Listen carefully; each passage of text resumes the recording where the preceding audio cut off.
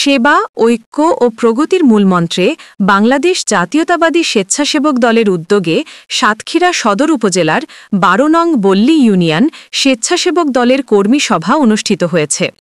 বৃহস্পতিবার বিকাল ৫টায় বল্লী বাজারে বিএনপির একটি অফিস কক্ষে এ কর্মী সভা হয়। সভার সভাপতিত্ব করেন থানার সিনিয়র যুগ্ম আহ্বায়ক শাহিদুল ইসলাম হিমো। প্রধান অতিথি ছিলেন জেলা স্বেচ্ছাসেবক দলের আহ্বায়ক অ্যাডভোকেট কামরুজ্জামান ভুট্টো। প্রধান আলোচক ছিলেন জেলা স্বেচ্ছাসেবক দলের যুগ্ম আহ্বায়ক মহাসিন আলম।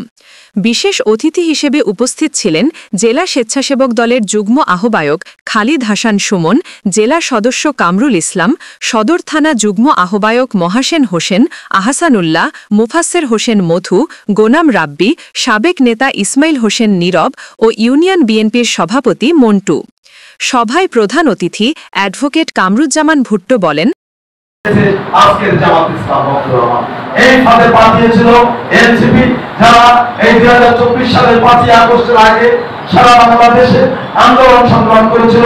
তাদের সাথে আমরা ছিলাম, জামাত ছিল, সমস্ত রাজনৈতিক দল ছিল, ছিল না চন্দ্রনায় দিন, ছিল না জাতীয় পার্টি, ছিল না আওয়ামী লীগ।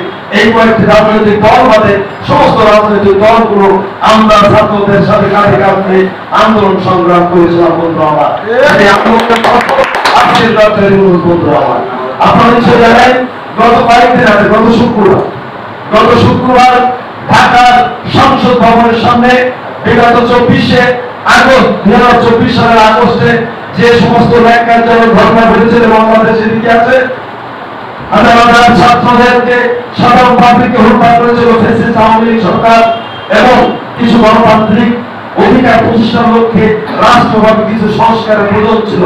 সেই সংস্কার গুলো ডক্টর ইউনূসের সরকার যখন একটা পর্যায়ে নিয়ে এসেছিল, সেই সংস্কারের দাবিতে জুলাই সনদ নামে একটি চুক্তিবদ্ধ হওয়ার কথা ছিল এবং সমস্ত রাজনৈতিক